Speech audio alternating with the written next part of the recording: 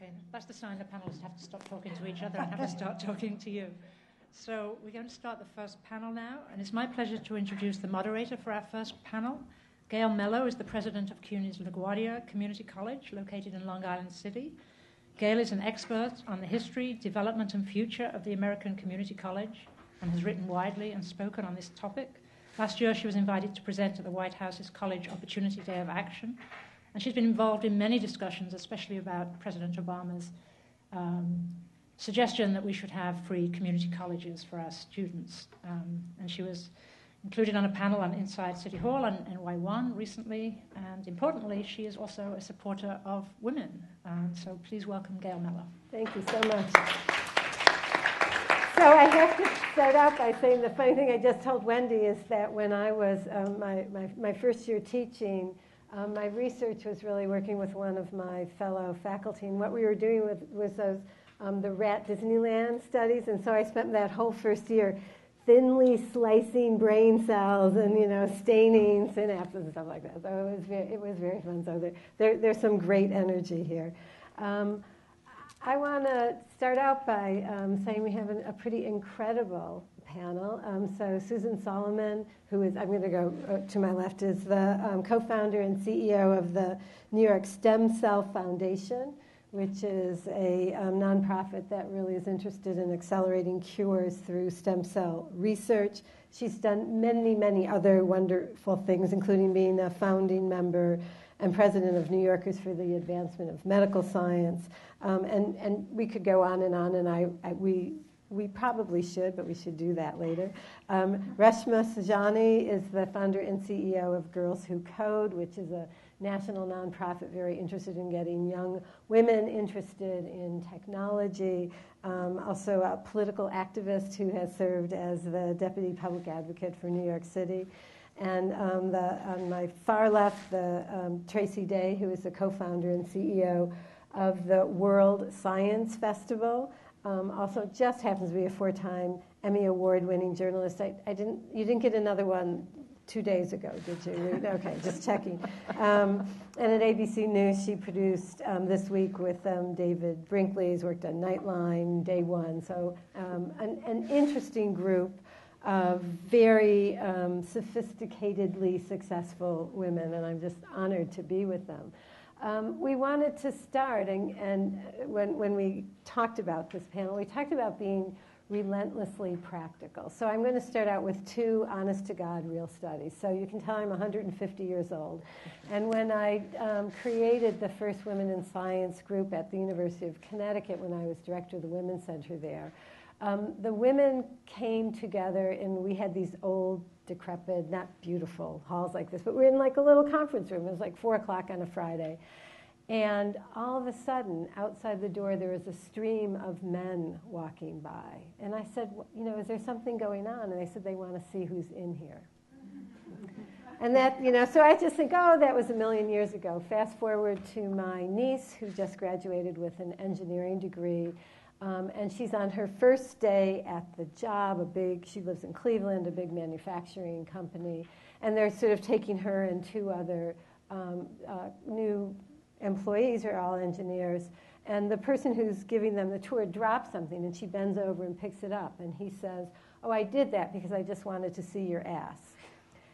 And she said, to show you the difference, she said, all right, you get to do that once, buddy. You just did that once. If you do that again, you will be in HR so fast you won't believe it. And in a way, those 2 differences, I think, frame sort of some realities, some changes. But we wanted to use the expertise of the women on this panel to really talk in a very practical way about the kinds of strategies that work. And they work in context, right? They work for individual people, but I really wanted you to hear a little bit. So we're going to start out, and I'm going to just go one by one. I'll start out with Susan just because it's a left-right sequence kind of thing. And to talk a little bit with the folks who are here about what have you done in your career that really allowed you to be successful. I'm going to ask you, clearly you are successful, but what are the practical things that you have done that may or may not work for anybody in here, but just really will start the wheels turning as you think about how do you advance your career, mid-career and beyond. So, Susan. So I think one of the things that I realized, and I can't pinpoint exactly when the light went off for me, but the world is really made up of sort of, world synapses. We call them networks, but they really are the people that you know, who you are, you're working with, you've succeeded with, you're friendly with, you're in exercise class with, you're a co-parent with.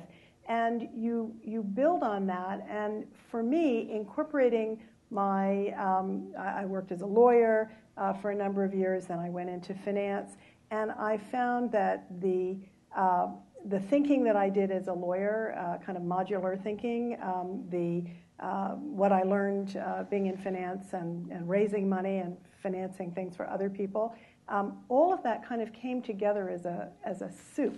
But the real aha moment for me came when I realized that if I had an idea that I thought was really a good idea, and I checked, and as far as I could tell, it really wasn't being executed somewhere else, I was going to do it. And there's a point where you realize there's no net, and you just need to do your best, and if you fall, you fall, and it's actually okay. And I did a number of times. I was with, various ventures, big companies that were really successful, other ventures that totally crashed and burned. We were talking earlier, I think failure is incredibly fabulous in hindsight, incredibly painful as you go through it. But all of those different experiences really, I think, are about confidence and courage. And I do think that for women, that's a very hard issue. And I think whether you get your courage from exercise, whether you get your courage from the support of your networks, or it just comes out of the passion that you have, either intellectual passion or passion from your heart, I think just allowing yourself to operate, give whatever you're doing 100% and do it without a net. Interesting, great. And you're talking about sort of failure, but also you talked about seeing your sort of understanding your own skill set as a part of that network of things. Yeah, I think, I realized, I would say extremely late in the game, that running an entrepreneurial venture and really encouraging other people to be creative and creating that kind of environment and being able to support that is something that I'm good at and I love doing. Other people are more comfortable and way better than I am at navigating within a large system. Yeah. And I think sort of allowing yourself to do those things that you're really, really good at. Now, I have to say, for women, I found that women are typically more prepared than men when they try to do something, but they feel that actually they're less prepared.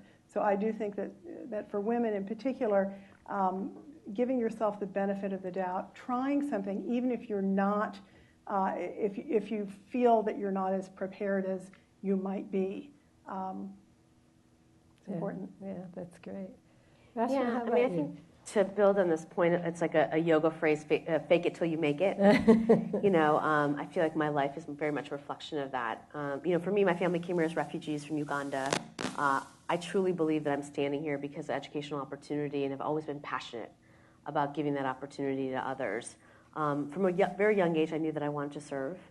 But I think, like many immigrant children, quite frankly, many people, I went to law school with $300,000 in student loan debt. My first dance with failure came with applying to Yale Law School. I applied once, got rejected twice, got rejected third time, got rejected, and got on a train and knocked on the dean's door. Instead of calling security, he let me in and let me make his case, my case. So I did eventually go to Yale Law School. But my career started as a lawyer, worked in financial services, ran for office, lost, worked in government, ran for office again, lost. So, I have gotten rejected over and over and over again. I failed over and over and over again. And it's because of my desire to fail is what... Wait, could you say that one more time, Reshma? Because we're going to take your temperature now. Right. No, but I think it's true. I think that I put myself out there, and I think that that's how a woman who doesn't code starts an organization called Girls Who Code, right? I mean, I could have suffered from serious imposter syndrome every time I come up and talk. But it's because of my kind of, mastering the muscle of failure that allows me to not. Most recently, I applied for my community board. You would think that I should get into my community board. Rejected. Not qualified. Not able to serve on the education committee of my Chelsea community because I don't know anything about education, even though I've taught 10,000 girls and maybe 3,000 of them in New York City. But it doesn't get me down. I'm going to apply every year until I get in. And I think that is, to me, and many times what served me well, because I often am comfortable kind of as the daughter of immigrants and refugees not getting into things, not being qualified. And I think that you have to keep trying and trying and trying and trying over and over again. And that's what I teach the young women in my program.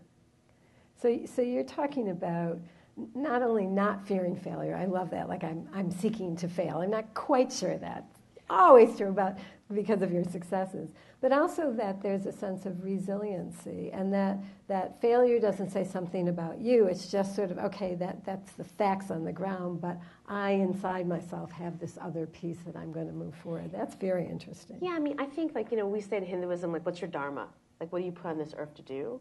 And I've been very strong about my purpose in life, and maybe that's why I'm okay with that. And it's true in some ways. I do seek out failure because I can go the easy route, right? I cannot ask, or I cannot try, or I can know, that an opportunity is not going to come my way. But it's almost seeking out failure gives me strength. And I think having that type of resilience is really important. And I think that's what I tell, when you think about what I do, it's like I teach girls how to code. And computer science is something that's hard, right? And society thinks it's hard. And I have girls who come to my program who don't have a computer at home, have disparate Wi-Fi at their school, never met anybody who's a computer scientist, and really oftentimes and sometimes struggle with, our immigrants struggle with the English language, but they walk into this challenge. Mm-hmm. And it's in that challenge being truly difficult that they then feel like they can do anything in the world. That's powerful to see. Yeah, yeah. So it's seeking out failure for you is not like, oh, please let me fall on my face, but really let me challenge myself in the hardest way possible. Yeah, great. Tracy, what have you done that has been practical and important as you move forward? Well, I find that my career path makes total sense in retrospect. I, in many ways, didn't really know where I was going, but one thing I've learned throughout the years and changing direction a number of times is something that you just said, which was it's a very dangerous thing to wrap your identity and your sense of self-worth around your job or around your affiliation. And I remember when I left ABC, for a number of reasons, which we'll probably get into, but mostly because I found myself tired and a little bored, but I hate that word bored because there's no one has an excuse to be bored. But I found myself tired because I didn't have the energy and the drive that I had when I started that incredibly, incredibly exciting career. And I left, and a few weeks later, a friend of mine invited me to an event which, I call an event where I was the only person I didn't recognize. So there were lots of very famous and accomplished people there, and he said, Tracy, I want to introduce you to so-and-so who runs such and so who won this, that, and the other thing, and so who is, just wrote a book about such and such. And he said, and this is Tracy Day from. And there was no real affiliation. And I realized at the time, oh my God, it used to be Tracy Day, ABC News, which was a very kind of exciting affiliation. And so I went home and I ordered business cards, and they said Tracy Day. And I thought, I really need to get used to this, because it's kind of what I seek out. I mean, I think you see women here who actually prefer not to have a net. We get that, and I love it. And I love jumping into something that excites me, and I just want to pursue it because it's dangerous, it gets my adrenaline going, and it appeals to something that I find really meaningful and valuable. I find that I work too hard. I can't help but work hard. It's just kind of who I am. And I get very depressed if I'm working at something I don't value, something that I don't think is actually good for society. And sometimes I don't even know what that is, but I know it when I find it. And so I think for me, one of the things that drives me is change when I know it's time to change. And I've done that repeatedly through my career. And it sounds like, though, it also required a certain kind of honesty with yourself. Like, I'm sort of done with this job, and I'm doing great. It doesn't sound like we can talk about, it wasn't like, oh my God, this is a terrible thing, but I know myself, and I know what I need, and trusting that moves forward. Yeah. And I found that I did that even when I was in college. So I was a public policy and political science major, and I remember what you do when you're a public policy and political science major is you go and you work on Capitol Hill, and you become a legislative assistant for a representative, and then you figure out what you're doing from there. But that's kind of the job. And I remember going and having an interview with my congressman, and I got in through calling people who know people and all of that stuff. And I'm having this interview, and I'm sort of trying to pitch myself and why I want this job. And then in the middle of this interview, I said, I am so sorry. I have wasted your time. I actually don't want to work here. Which is not a good interview technique, but it was something that just said, what am I doing? I don't want this. So, well, you all three seem to share that. I mean, I think you said to Tracy that my career makes sense, but only when I look backwards. It wasn't like, oh, I see these clear building blocks. And you've all taken interesting and different leaps at different points. Well, I think, a lot of things are very much circumstantial. For me, I was a single mom for a very long time, and so making sure that I earned a good living was really key. And I didn't feel financially I could take the kind of risks that professionally as a builder and an entrepreneur I've taken. So I kind of needed to get that phase of my life in order. And then when I did, I felt, okay, now I can take the personal risks that have financial consequences, not just for me, but for my family. So, but having done that, I realized that, I love building things. Some people really need to have a structure, and then they can thrive within that structure. And that's what they do best, which is great. And they are not comfortable with or don't want to actually look at the future and build it. They want that to have been kind of laid out, and then they want to be part of the team that makes it happen, which is great.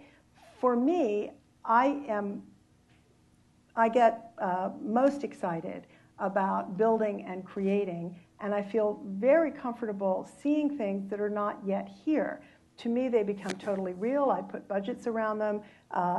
We hire people to do these things that don't yet exist. To build the technology we've built over the last 5 years.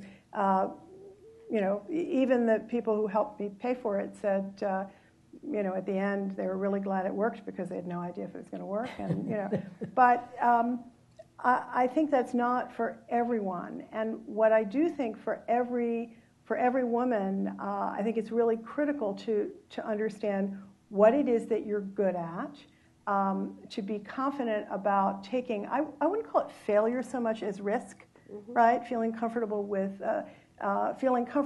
taking a risk, knowing that, things are not going to fall apart, assuming things are really not going to fall apart.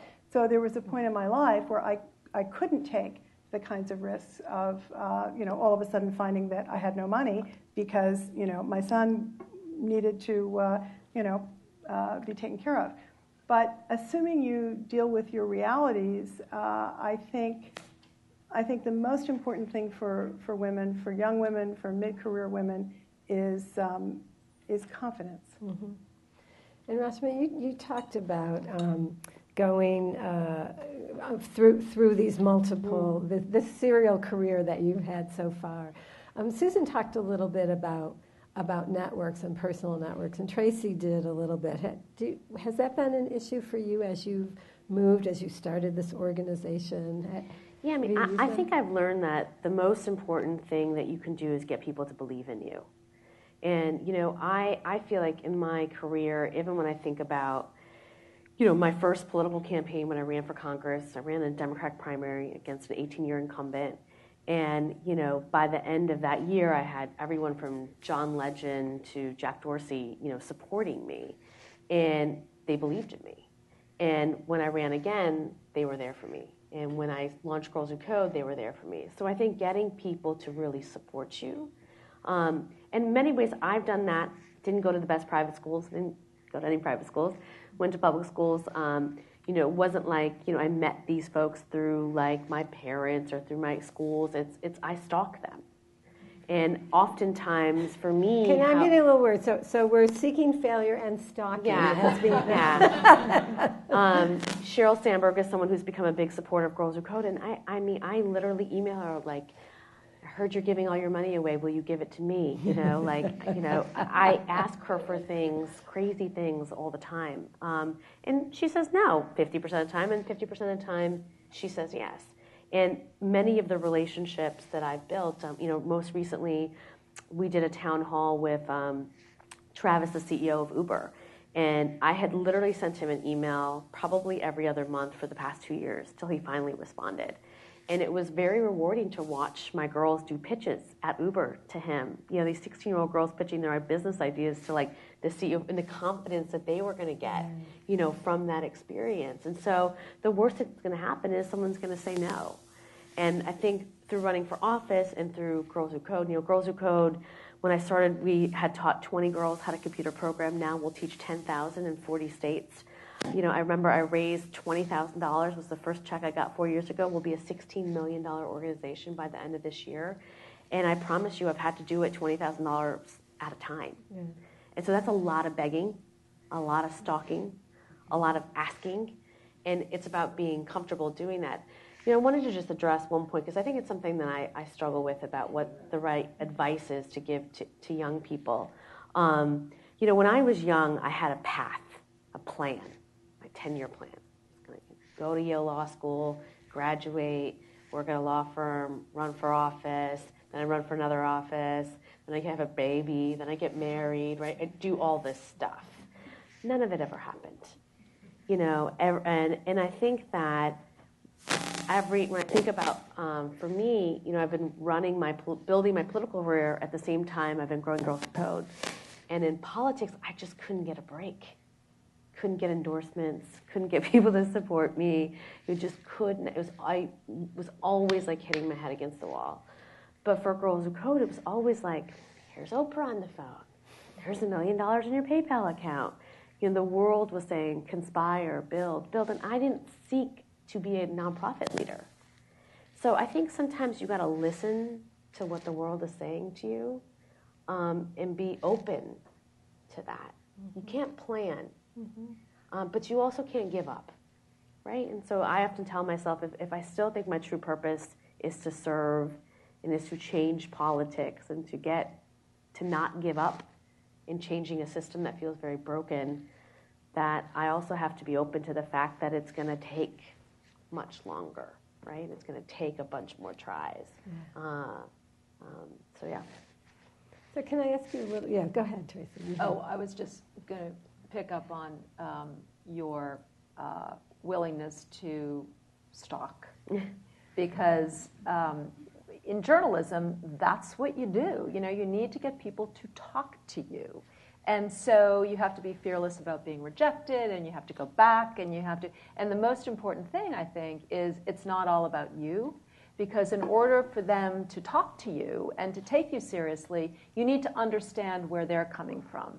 You need to understand why what you're about to say to them or what you're about to ask of them sort of is in line with what they care about, what they do, or it's a win-win. Otherwise, stalking is not a good thing. Otherwise, stalking can be a really, really good thing.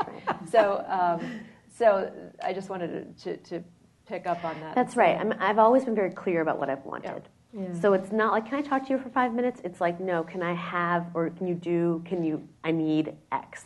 And that's what I tell people all the time, because I know they're busy. Yeah. And I need to be very clear about what it is I need and why, and what's in it for them too. Right. Right. Well, I think to that point, I think you have to, when you want to develop a network, it's really critical to make it easy for the people that you're talking to. And to your point, people are busy. And you can't come in and say, I want to be successful and I have absolutely no idea what I want to do. Those are useless meetings. I don't take those meetings anymore if I can possibly avoid it. But I do try to help people. And what I ask them to do is to do their homework. And that's hard for people, figuring out what they want to do. I think it is extremely important to have a plan. I have lots of plans. And in fact, when I started NYSIF 10 years ago, and we had no money and we had an idea, I had a very, very detailed business plan, because that's the world I came from. I like plans. And I do really believe that, if you don't know where you're going, any road will take you there. On the other hand, every year, I've always, and I do that still with our budget. I mean, our budget is now big. It's over $25 million. But I feel that every year we have to zero base what we do and really take a look. I feel an obligation as a nonprofit leader, but I would feel that equally in a for-profit world, and really take a look and see if the things that you thought were meaningful and really delivering results, however you define them, are still doing that a year later or 5 years later, or in our case, 10 years later. But I also think it's really key to be opportunistic. So, now I guess the phrase is pivot. But we had to pivot when all of a sudden President Obama was elected, and everybody assumed that, the NIH opened its coffers and dumped money on us, and we didn't need any more private funding. And I realized, okay, so some people were supporting us because they didn't like presidential politics, and now they think that's solved. They can cross us off their list and they can move on and care about something else. So that was a really interesting, complicated, difficult time for us, where we had to look very hard. I think it made us stronger, but in hindsight, we had to look really, really hard and articulate exactly what it was that we do that is different and critical from academic centers, from NIH-funded research, et cetera. So for us, that is really being the connective tissue between the scale of an academic lab, a typical academic lab, and merging in technology, because my previous lives, a lot of them were in tech. So sort of merging the bio and tech and trying to cross over with all of the iterative work, not all of which is going to get a Nature paper, but is essential if you're actually going to take an aha moment and turn it into something that is going to cure somebody. But I think you have a plan, and you have a plan. I know you have like super detailed plans for what you do, but I think it's recognizing that having a very high EQ, right? Being sensitive to what it is that you're hearing, what kind of feedback you're getting. Yeah, I totally agree. I definitely have plans. But when my plans don't work, it doesn't throw me off. Right. And I think for oftentimes with women, they have a plan, they have a detailed plan, and then it doesn't work, and they're just frozen. Mm-hmm. And an entrepreneur says to me, she invests in female-owned businesses, and she said, every time I talk to a guy at the end of his presentation, he has $1 billion slide. Why his company's going to be $1 billion? And oftentimes when she meets with women, they don't have that slide. Right. Because it goes back to my fake it till you make it, right? If they can't get to $1 billion, they won't even pretend that they can. whereas men fake it all the time. And they're able to tell this big vision. And it's their ability to tell this big vision is what get people to invest. And it's almost like we get mirrored in the details by our need to plan. And so what you're both saying is really that you need to sort of think about your unique proposition, if you will, and the role you play in this system, but also the big vision. I'm going to roll us to the second question, which is a flip side of this exciting stuff. So I'm going to start with you, Tracy. Tell us one or two things that you did that you thought were going to advance your career. And, you did them and you felt really good about them, and they were like, it really didn't work. It was like, and sort of what you learned from that. So it's very much, I think, the flip side of what we have been talking about. So I thought when I was at ABC News, and again, it was very exciting. I was covering wars, but for a journalist, it was extraordinary. I thought that what I should do is follow that linear path that's structured within the network. You start out as a PA, you become an AP, you become a producer, you then get a senior producer job, you then get executive producer job, and I followed that for a while, and thinking that would, number one, make me happy, and number two, advance my career. I think it advanced my career, but it didn't make me happy. And when you're not happy, that's a bad sign. And I played a little game. I thought, okay, pretend you can have any job in this network, anything, from the president of the news division, the president of the network, anchor, executive producer, whatever. Just don't even think about the doubts. And do you want it?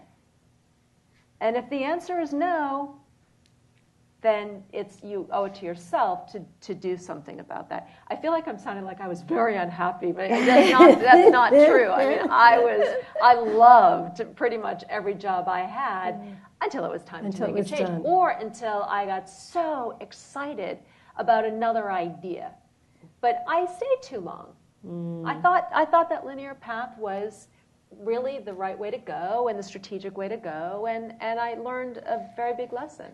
Let me tell you, for those of you who have tenure, that can be a really tough thing, right? Imagine even considering, I'll go out and be an entrepreneur. So, what about you? What have you done, Reshma, that you thought it was really going to be exactly right to move your career, and it just didn't? Well, I would say, I think there's two, lessons that I feel I learned. So, one was, I think I really took to heart the idea of you should be prepared all the time.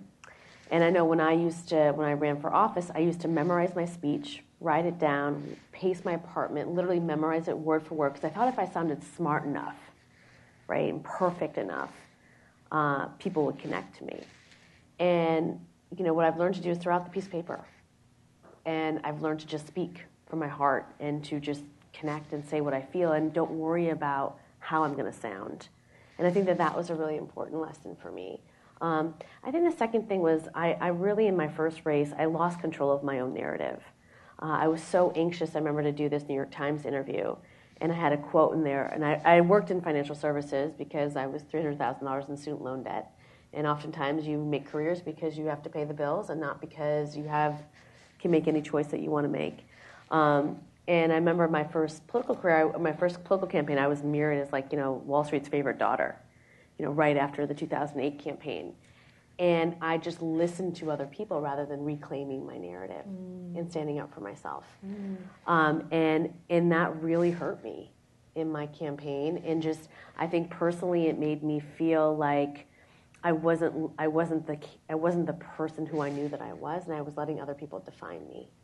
And it was a really, really, really big lesson for me that if I would do it all over again, I would do very differently. And I think that's huge for particularly academic women, because reputation is ephemeral. It is, I always say, go win your Nobel or whatever, then it's okay. And you sort of, but even then, the sort of sense of who you are and who gets to define that and who says you're number one and who says you're at the bottom of the pack, that can be tough. And so really hanging on to that, I think that's a really good point.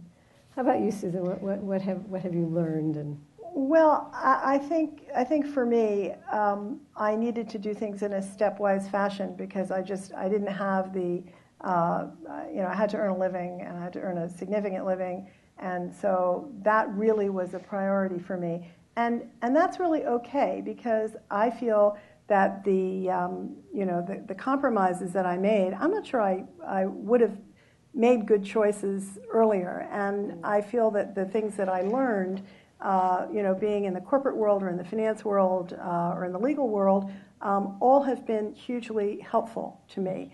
But what I do think is the times where I truly hated what I was doing, and there were several, I probably stayed in situations longer than I had to, or I thought there was farther to fall. But I don't know, maybe there was. I couldn't afford to be without a paycheck. So, in those kinds of circumstances, you have less freedom. But I think at the beginning of your career, and then if you're not supporting a family, if you're kind of at the other side of that, you do have a lot of freedom. I want to mention something. We run, in addition to, 50 researchers in our own lab, which is like not even a rounding error on the campus here. Jillian's 500,000. I'm like, oh my God. And we have a program where we support postdocs and early career investigators around the world. And Kristen Smith, my colleague, oversees those programs, and she's here. And we were not happy with what we saw a couple of years ago because we found their juried programs that the women were not doing as well. They were coming in the right numbers in the main, and their scores were falling off only at the very top. And we noticed something, that the women's proposals in general were much safer. They really were coloring within the lines. And even when Kristen would work with them and really encourage them, because some applied more than one time, to just be bold, we found that there really was a difference, which is that last slide. It's that $billion slide. So the guys they thought, well, we're going to give it our best shot, and if we don't know something, it doesn't even worry them. But for women, they want to know everything before they actually do it. So we put various things into place to try to address that. Interesting. Well, as my last question to you all, so you have an extraordinary group of people here who we want we want to accelerate them, we want to push them, we want you to go through the ceiling. What's the last thing? What do you want to say to them? What other things that we haven't? We could go on and on and on. But what would you like to sort of crystallize right now? Can I start with you, Tracy? Sure. And again, I'm not a scientist. We're not scientists. You're closer in the labs that you're in. But one thing I would say, particularly because most of the people here are not junior. Right, you're mid-career, I guess is a mix. But I find in running the World Science Festival, I found an interesting habit, which is that we would call, scientists of all gender, rank, race, everything. And I found an interesting, consistent pattern, which is that women were always too busy. They didn't take the invitation to be on a stage. And I think part of it is because women always feel that they need to be prepared. They don't feel necessarily that they're ready to be the peacock. Men typically they're fine to be the peacock. And so I would encourage you, when you reach a certain point in your career, you don't do it too early, because then your colleagues and such will sort of charge you with the kind of self-branding thing that was all the rage. But when you reach a certain point in your career, don't be afraid to be out there and promote yourself and be a role model for other women. Go for it. Step up, lean in, all those cliches, but really have the confidence, even if it's not something that typically happens in science, maybe it does, but certainly when you're given a stage, take it. Good advice. Yeah, I think that's great. I mean, I think we've talked a lot about failure and resilience and, you know, getting your brag bag. I mean, the thing that I feel very strongly about, I mean, to quote Taylor Swift, is like the sisterhood. You know, the power of women and where women are at, I think, in the world. We're not a minority group, we're the majority. And in computer science education, I'm working every day to get us to parity. But I think that part of achieving that power is supporting one another and helping one another. My son is 7 months old, and I cannot even tell you how challenging it is. I'm sure a lot of women in this room already know how hard it is to do it all and to not do it all. But I have had so many women who I have learned from and leaned on. So many women have helped me and supported me, whether it was writing me a check when I was running for office or, you know, in Girls Who Code, and really elevating the organization and supporting the organization. And one of the most powerful things I feel like, you know, I've taught the girls is how to help each other and support one another and lift each other up. Because I think the more that we do that, especially in industries and spaces where we are not the majority yet, the more we can kind of obtain our own power. Because people don't give up power easily. And sometimes you got to take it. And it's easier to take it when you're doing it together and not alone. Great. I think the theme is also to be bold and dream big, and I think that's really critical. But and then try to be prepared, but not held back by worrying about how prepared you are. I think in terms of sort of tooting your own horn, a woman I know said, you know, if you don't toot your own horn, there will be no music. And I think it's a hard thing for people. I think it's easier now with social media because everybody is supposed to be a brand all the time, but it just means you have to kind of be a little smarter about how you do it. I don't know that that men worry about self-promotion as much when they're younger. I think it just is, you know, don't be an idiot. You know, I mean, just don't be an idiot and just be disrespectful to your colleagues, male and female. But I do think finding opportunities, saying yes. I went through a year last year where I just I needed to travel a lot, and it was not a good year for me to be traveling. And I just found that I had said yes to so many things that I was just kind of on a plane all the time. But actually, even though it was a lot of traveling, it was a great year, and a lot of really, really good things came out of it.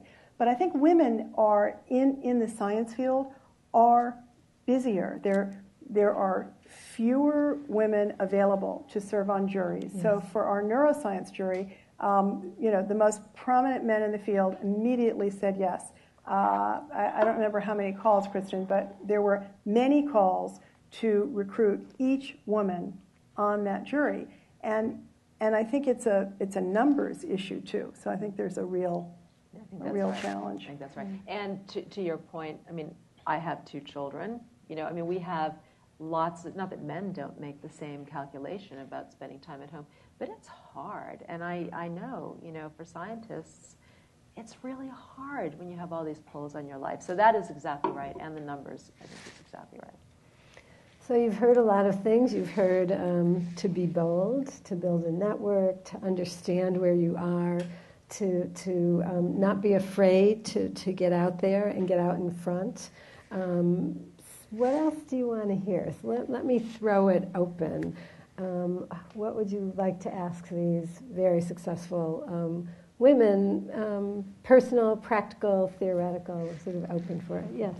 Yeah, I really am inspired by hearing about your individual profiles, building a business that you can right on with what you've identified as keeping you successful, in addition to the persistence. I would also, though, know that no one builds these kinds of empires by themselves on their own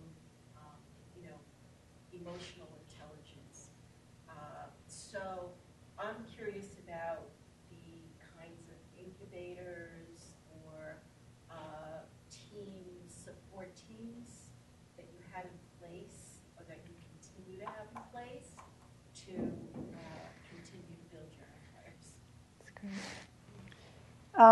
I didn't have any formal incubators as such, but in my earlier career, I had worked for a number of entrepreneurs, and I had and people running successful businesses, and I just kept those conversations going. And so I have sort of my own kitchen cabinet, I would say, of probably, I don't know, 4 or 5 people who I can go to.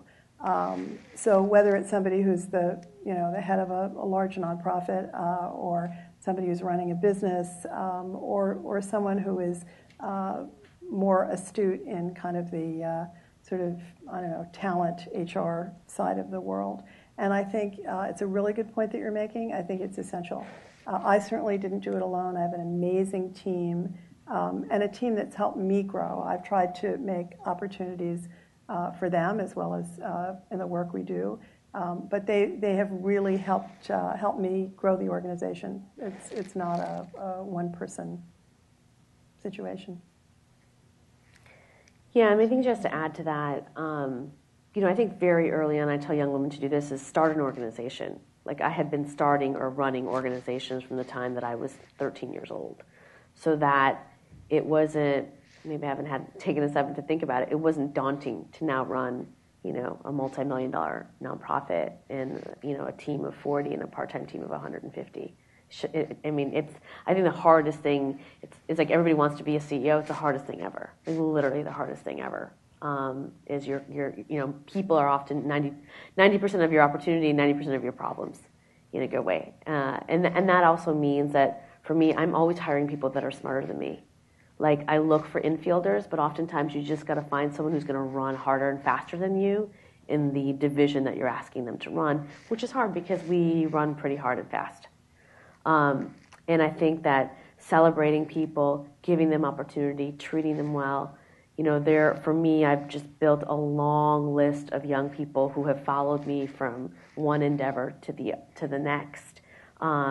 Who, just this morning, I had an intern who was having immigration problems, and I spent an hour trying to get her on the phone with a congressperson. Like, you have to inspire people, and you have to treat them well, and you have to recognize that people are often giving up their time to help you achieve your dreams. And respect that. And I think that is really, really, really important. Yeah, I mean, it is hugely important. And in building your internal team, this is exactly right. And understanding that lives are complicated. And the key people on my team, and it's constant building because you're constantly sort of changing, and it is really hard. It's hard to build that internal team. But when there are people who you just know that they're going to help this organization in ways that you couldn't have even dreamed, treat them well. People have health issues, Yeah. I say to people who have already proven that they are so reliable and dedicated, just don't even worry about this right now. Go take care of your life, We're here. Now, you hope you can do that. And with those people, you just try. And externally, I mean, here's an amazing advisor right here. Jillian is on our board, and when we first started this organization, we kind of went and said, we have an idea, and she has been a sage guide all the way through. So really reaching out and asking people, don't be afraid that you don't know something. Ask. People know things more than you. And you don't want to get in an echo chamber of your own head. Mm-hmm. And I think that's what you're getting at, too. When you articulate an idea and you start engaging, you find yourself kind of thinking in ways that you weren't thinking in your own head. I think there's a really important point that you're making, which is to not be afraid to ask dumb questions and not be afraid to ask questions over and over and over again until you really understand them. I work all day long with amazing scientists, and I don't have a PhD in developmental biology or tissue engineering or bioengineering or any of the other expertises that I'm with every day. So I'm really comfortable saying, okay, I think I understand that. No, I don't. Could we just start again? And I do that all the time. And I think it's just really critical to feel you don't have to know everything. You just, no matter what your role is, you're just not going to know everything. Great. We have a question back here. Hi, my name is Reshma. I'm a freshman here at City College, and I'm planning to major either in biomedical engineering or biology. And my question to you all three is, what was it that kept you guys, moving forward, because I've also failed a lot of times, I can't recount the many times that I've failed, but I managed to push, myself through. What was it that motivated you guys to, keep moving forward and then become, these, CEOs and co-founders and be at a So I don't know if you could people hear the question? So the question was that you were a freshman here at City College and you're trying to determine where you're going, biomedical engineering or something else. And how you're asking the panel, how did they keep going? You're at the beginning of a career, clearly, and these are successful women, in mid-career and beyond. And how did they keep going? For me, it's really clear. Ideas. When you have an idea and get really excited about it, that's what just motivates me. And they can change and shift and such, but that's when I get so excited and I just can't stop thinking about what I'm going to do. Yeah, I deeply love women and girls. And, I am so blessed that I get to work with these young women every day. And I'm just incredibly inspired by them. I have girls who literally leave homeless shelters here in New York City and walk over to Barry Diller's office at IAC to learn how to computer program that are literally lifting their families up into the middle class. I have girls from Oakland who take 2 buses and 2 trains just to learn. And when you are constantly surrounded by people who are just trying to get a break and do something powerful and to change the world, they want to fight bullying or obesity or hunger, or, it moves you. I've also been really clear to have, on one side I have my father, who's a very traditional Indian parent. After I lost my election, he wrote me an email about the 20 things I did wrong. Could have done better. He watched me give a speech 2 weeks ago in Chicago, and it was a room full of 1,800 people, standing ovation, did not say a word to me when I got in the cart. But he knows that the minute he starts going like this, the minute I don't have anything to prove anymore, because he is the person that I choose to prove something to.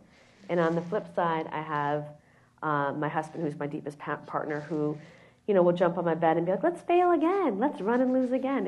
He is my biggest cheerleader. He believes I'm going to change the world more than I do. And so you need people in your life that are going to provide that, whatever it is for you that you need to just wake up and fight another day. I think you need to set kind of stretch goals that are based on things that you're passionate about.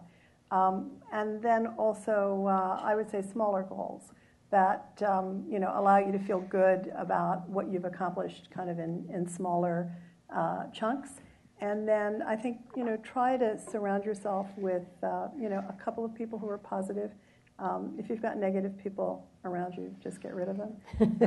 I like this. Just get rid of them. That's it. You got to move away. But I heard a story last week.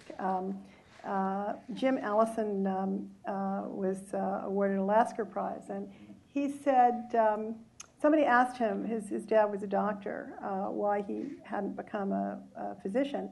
And he said when he went on house calls with his doctor, his father was a doctor, he said he realized that, if a doctor screws up, it's really terrible, and you basically have to be right all the time. But, as a biologist, you only have to be right once. So it's a great line. There's a yes. I'd like to make a comment and maybe open it up as a comment. Hi, I'm Francie Goldstein, and I'm a physician. I'm actually a child and adolescent psychiatrist. And while I applaud all the wonderful things that you 4 women have done, the thing that's going through my mind is that this is a conference for women in science, and none of you have come into the science realm from science. You came from law and journalism and other things. And having, studied science as an undergraduate and in graduate school and postdoc, the world of science is very different. By the way, my husband's a journalist at ABC. He was at ABC for many years, too, so I know about ABC. It's a very different world that you guys grew up in compared to what us scientists and medical people, I think, have grown up in.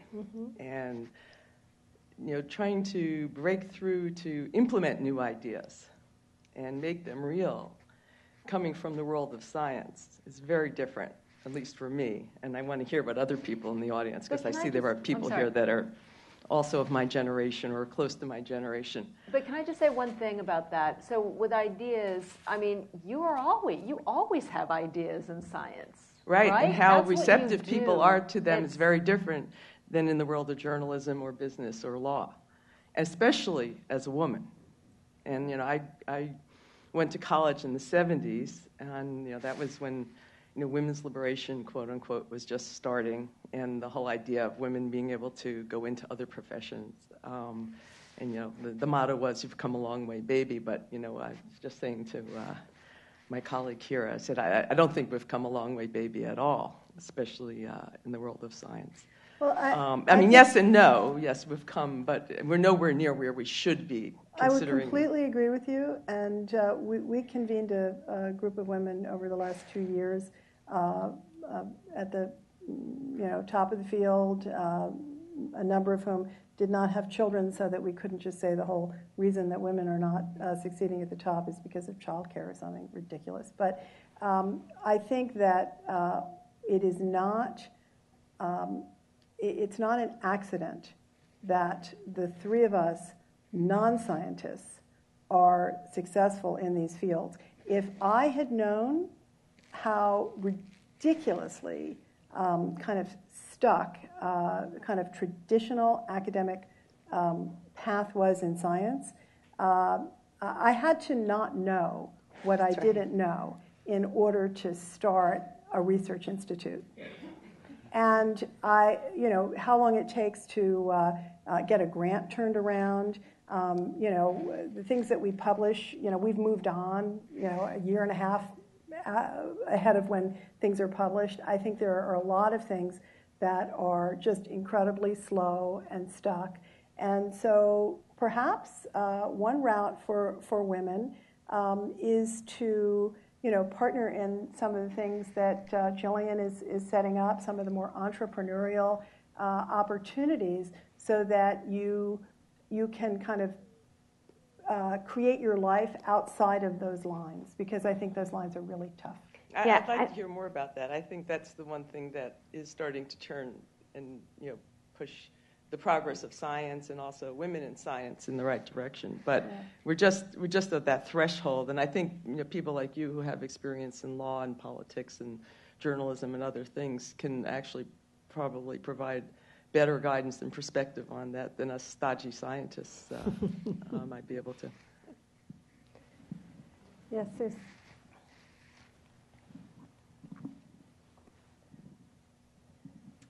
Hi, so I do agree with the previous. I'm a scientist as well and an associate professor, and so I think that it's right. It is a very, very strict path, and we don't have the opportunity to fail and try something again, because there's no back road, right? Once you're off, you're done. You don't leave and do something else and come back to academia. So that's a difference, but it's frustrating. And I don't know if we're going to solve that here, but I did want to hear this. I've been looking at this, reading this, breaking the barriers to success, and that barrier issue is something that I've come up against, and I see my colleagues every day, my women colleagues coming up against these barriers.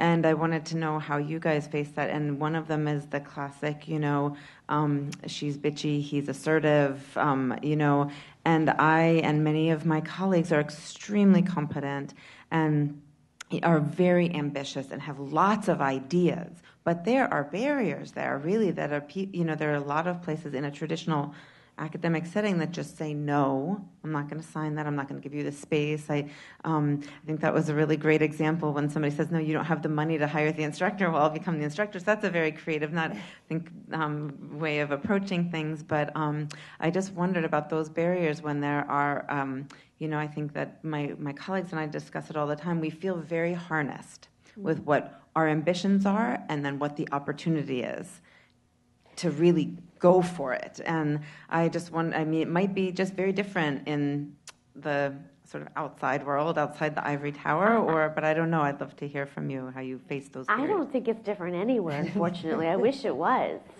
When you look at the percentage of female partners, 19%. When you look at the percentage of women in Congress, 19%. When you look at the percentage of women in Fortune 500 companies, 19%. The problem that I'm trying to solve is women in computer science, 19%. We can never, we as women, in any industry, break 20%. It's fascinating. And I know for me, at age 40, I'm having the same conversation I was intellectually 20 years ago when I was an activist in college. Nothing's changing. And I think part of that is, I wrote a book, Women Who Don't Wait in Line, and really did a lot of work and research on what is it about the leadership gap and what needs to shift and change. And I think the problem is we live in a society, we don't like strong women. We don't like ambitious women. And as we, as women, try to hide our ambition because we want to be liked. And instead, I feel like we should be just wearing our ambition on our sleeve. And they call us a bitch, so what? And I think that oftentimes we do that to each other, right? Forget about the men. Because remember, women, we actually make the majority of middle management decisions now. So when I am hiring, I hire a ton of people.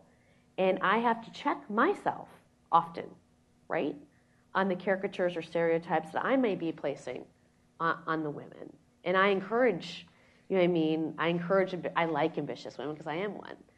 But I think that when we start making those changes amongst ourselves and really start celebrating ambitious women and liking ambitious women, I think that we'll often see some of those changes.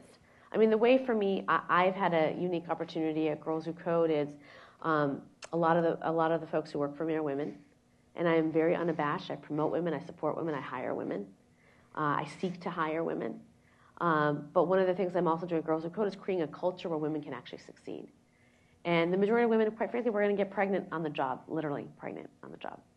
And so how do we create structures that make that possible? I give everybody paid leave, 3 months. I've given as much as 5 months. Fridays, everybody works from home. I have probably 5 to 6 women who've gotten pregnant this year. We literally have play dates in the office. I seek out parents with young children to hire because I want to create a structure where we make it possible. So it's of course, play dates in the lab might not. Right, be might be harder. Might be. Yeah. Well, okay, good. Yeah. Good. So great. I mean, yeah. So I think part of it is how do we ourselves change society, and how do we as women wear our ambition on our sleeve? Yes, we have the microphone. So, yeah. As one of the few guys in the audience here, which we celebrate. I particularly identify with the comments of the last 2 women speakers. I have a number of my female students in the room. I've been at City College 48 years. Now, the statistics are very poor, especially in the upper realms. For example, National Academy of Engineering, only 2% of the business of the women are in business, and for academics, it's 5%. So you're talking about almost an order of magnitude difference when you're talking about professions like medicine or law. Mm-hmm. It's a much larger hurdle. One of the most instructive things for me happened really quite recently, within the last year. The National Academies have a special committee. It's called the Committee for Women in Science, Engineering, and Medicine. The committee has only 3 guys, and it's and many more women. Now, it was my first opportunity to meet women who were very high placed in technology industry.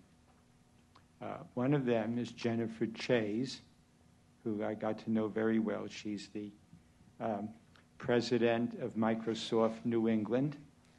And she tells the story of when she took over that company, there wasn't a single female employee. What she did was she tried to educate her all-male staff.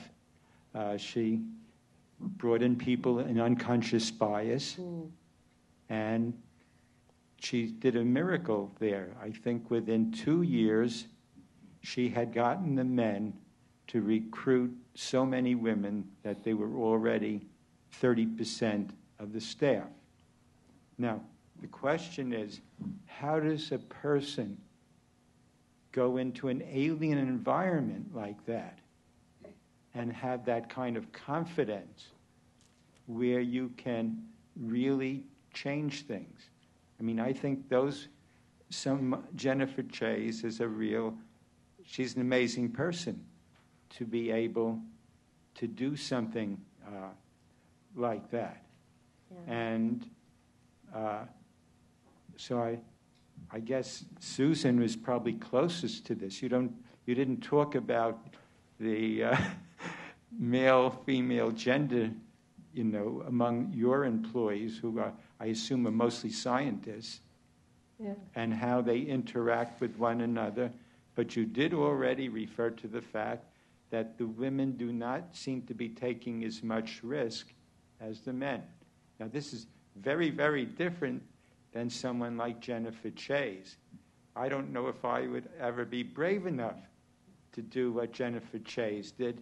In fact, I can tell you, the first time I went to the meeting when I was asked to be on this committee, which was dominated by very powerful women, I found it a very trepidating experience. Well, I'm looking at the time, so I'm going to thank you for that, and I'm going to ask Susan. And then we are not leaving each other. We're all going as a group to drink and have fun things to eat. So we'll continue this conversation. But Susan, do you want to respond? I think it's a huge issue, and I find myself often, as I'm sure many of the other women do as well, being the only woman. In our own lab, we're pretty gender balanced. We watch that, and it's pretty good, and we don't have any issue with women feeling timid. I think that's because we've created a culture at NICEF where women feel very empowered. I think people feel very empowered. Sometimes people are like over-empowered. It's kind of crazy, but better to have that. What I was talking about is actually people who are at other institutions, more traditional institutions, and are applying for the extramural funding that we do, and they come from much more traditional structures. And there we do find that, with some exceptions, the women really color within the lines. But I think it's a huge issue. We see it. We see the pay disparity. We've actually come up with